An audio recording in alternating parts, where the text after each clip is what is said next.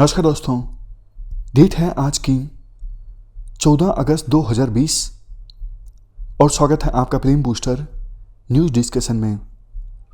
First important article one sun one world one grid initiative के बारे में है।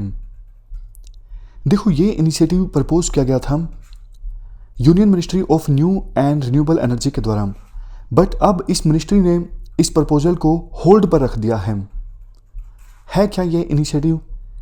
जैसा देखो नाम से जाहिर होता है, इस इनिशिएटिव का मकसद ये था एक ऐसा ग्रिड इस्टेब्लिश किया जाए रिन्यूएबल एनर्जी के लिए जो विभिन्न देशों को आपस में कनेक्ट करे। अगर देखो ऐसा होता है तो इसका फ़ायदा क्या होगा? इसका देखो सीधा सीधा फ़ायदा ये होगा, जो भी देश इस ग्रिड के पार्ट होंगे, एक देश से रिन्यूएबल एनर्जी को दूसरे देश में ट्रांसमिट किया जा सकता है। अगर देखो बिल्कुल स्पेसिफिकली बात करें, अगर ये ग्रिड इस्टेब्लिश होता है तो 140 के आसपास देश पार्टिसिपेट करेंगे इस ग्रिड में, यानी 140 देशों में इस ग्रिड की कनेक्टिविटी होगी। एक कहावत है, द सन नेवर सेट्स। देखो, वर्ल्ड के एक हिस्से में अगर रात होती है तो दूसरे हिस्से में दिन होता है, मतलब सूर्य कभी अस्त नहीं होता। तो इस इनिशिएटिव का विजन ये है, लगातार हर एक समय सोलर एनर्जी और दूसरी रिन्यूएबल एनर्जी को एक्सप्लोर किया जाए, यूटिलाइज किया जाए। शुरुआत में कनेक्टिविटी इस्टेब्लिश होगी एशिया में, middle East, South Asia, South East Asia. शुरू में देखो इनको इंटरकनेक्ट किया जाएगा और बाद में तीसरे फेज में वर्ल्ड के दूसरे हिस्सों को इंटरकनेक्ट किया जाएगा। टेक्निकली असिस्टेंस प्रोग्राम है वर्ल्ड बैंक का, उसके अंतर्गत ये इनिशिएटिव इस्टेब्लिश किया जाएगा। इंडिया देखो इस पूरे इनिशिएटिव के सेंटर में होगा और सोलर स्पेक्ट्रम को दो ब्रॉड जोन्स में डिवाइड किया जा सकता है, एक फार ईस्ट, एक फार वेस्ट। फार ईस्ट में आएंगे ये देश Myanmar, Vietnam, Thailand, Laos, Cambodia, और फार वेस्ट में आएंगे मिडिल ईस्ट और अफ्रीकन रीजन के कंट्रीज। 3 फेसेस में ये इनिशिएटिव इंप्लीमेंट होगा। फर्स्ट फेज में देखो Middle East, South Asia, South East Asia, इन सबको इंटरकनेक्ट किया जाएगा। सेकंड फेज में सोलर और दूसरे रिन्यूएबल एनर्जी रिसोर्सेज रिच जो रीजन्स हैं उनको इंटरकनेक्ट किया जाएगा। सबसे लास्ट फेज में वर्ल्ड के बाकी हिस्से जिनको कनेक्ट किया जा सकता है, वहाँ पर भी इस ग्रिड के थ्रू कनेक्टिविटी इस्टेब्लिश की जाएगी। तो ये इनिशिएटिव है one sun one world one grid initiative, but अभी के लिए इस इनिशिएटिव को होल्ड पर रख दिया गया है। चलते हैं आगे। नेक्स्ट आर्टिकल रमन के बारे में है। क्या कंटेस्ट है? देखो, हैदराबाद बेस्ड एक स्टार्टअप है जिसका नाम है स्काईरूट एरोस्पेस। इस स्टार्टअप ने अपर स्टेज रॉकेट इंजन का सफलतापूर्वक टेस्ट किया।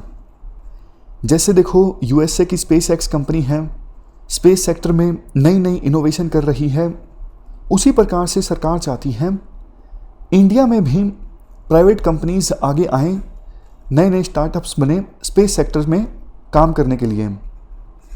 तो बात करें इस रमन की, नाम रखा गया है इस स्काईरूट एरोस्पेस के द्वारा, जो हमारे नोबेल पुरस्कार विजेता हैं सीवी रमन, उनके नाम पर इस अपर स्टेज रॉकेट इंजन का नाम रखा गया है।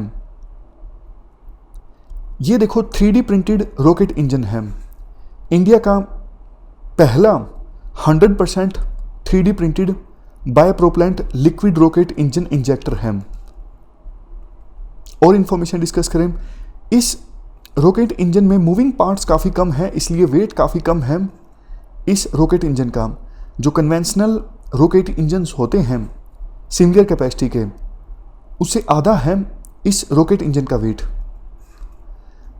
रॉकेट इंजन देखो कैपेबल है मल्टीपल स्टार्ट करने में।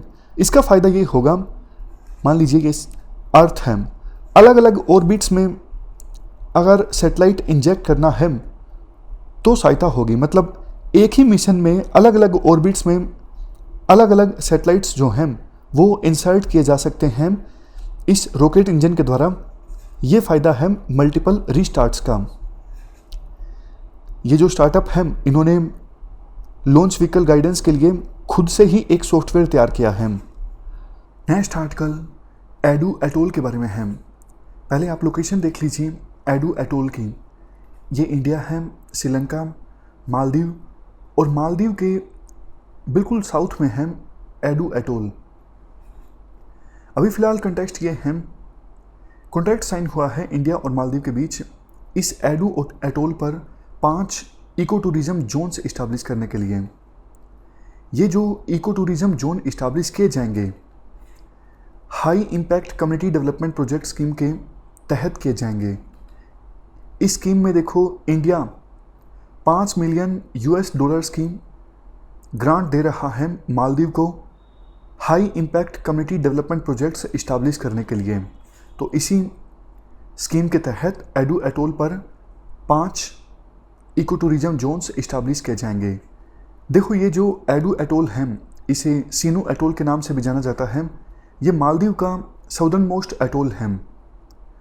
अब आपके मन में एक क्वेश्चन ये भी आया होगा, एटोल होता क्या है? कोरल रीफ देखो 3 प्रकार के होते हैं। फ्रिंज रीफ में क्या होता है, जो ये आइलैंड ऊपर उठा हुआ होता है इसके बिल्कुल साथ लगते रीजन में होते हैं कोरल रीफ्स, बीच में कोई गैप नहीं होता, बिल्कुल सटे हुए होते हैं। और बैरियर रीफ में क्या होता है, थोड़ा सा बीच में गैप आ जाता है, इसे आप लैगून कह सकते हो।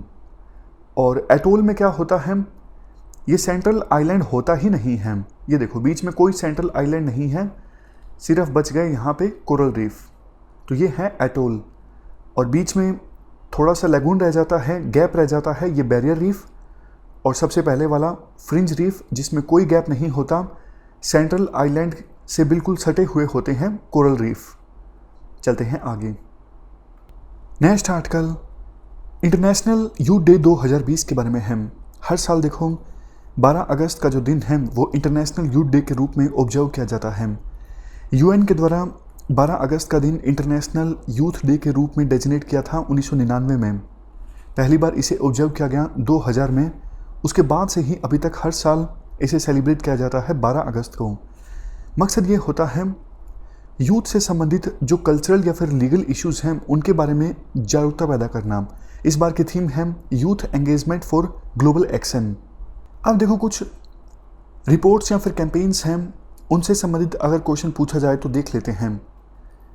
#31 डेज ऑफ यूथ, ये एक सोशल मीडिया कैंपेन है जो कि चलाया गया है यूएन के द्वारा।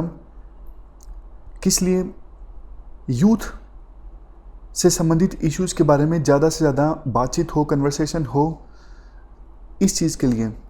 उसके बाद youth and covid impacts on jobs, education rights and mental wellbeing report, ये पब्लिश की गई है इंटरनेशनल लेबर ऑर्गेनाइजेशन के द्वारा। इस रिपोर्ट के अनुसार कोविड-19 की वजह से वर्ल्ड के आधे जो यूथ हैं एंजाइटी और डिप्रेशन का शिकार होंगे।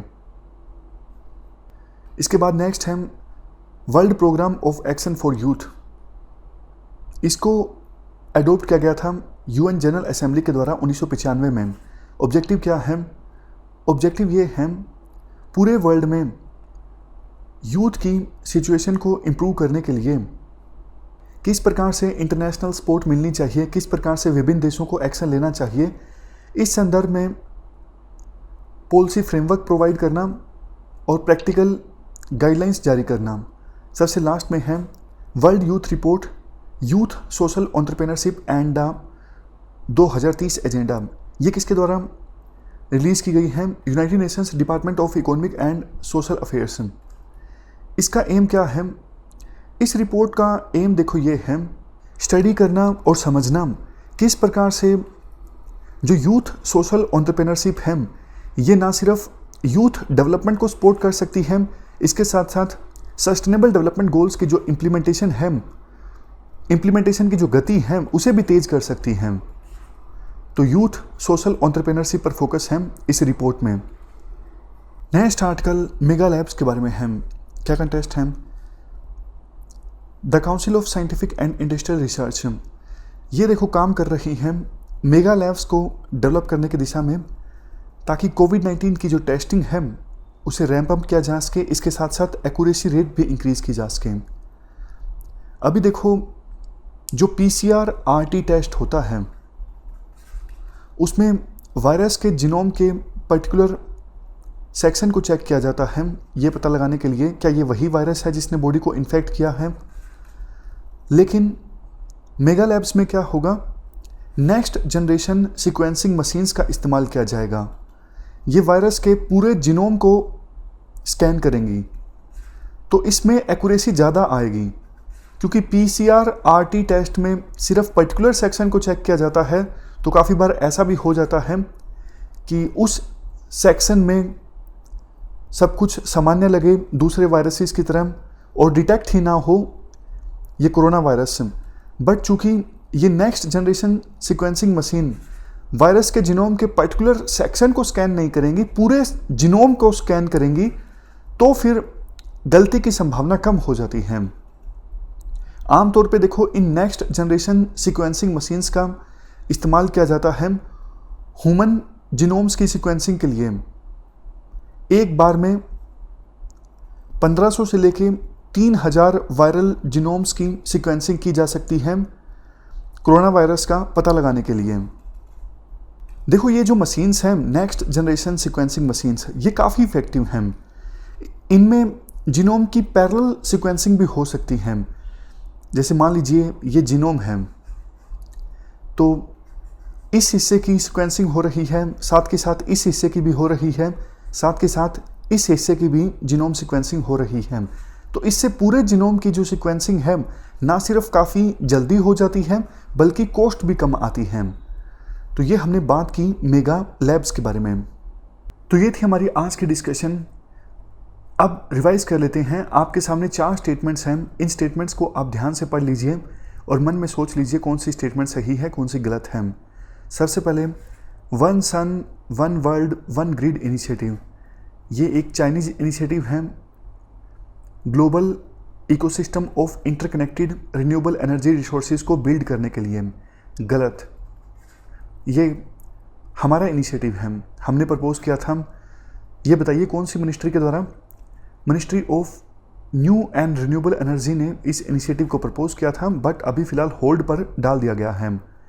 नेक्स्ट जनरेशन सीक्वेंसिंग मशीन्स, ये पैरेलल जीनोम सीक्वेंसिंग को अलाउ करती हैं। बिल्कुल सही। रमन क्या है? इंडिया का फास्टेस्ट सुपर कंप्यूटर है? नहीं। हैदराबाद बेस्ड एक स्टार्टअप ने क्या किया था? सफलतापूर्वक अपर स्टेज रॉकेट इंजन को लॉन्च किया, सफलतापूर्वक इसका टेस्ट किया। तो ये स्टेटमेंट गलत है।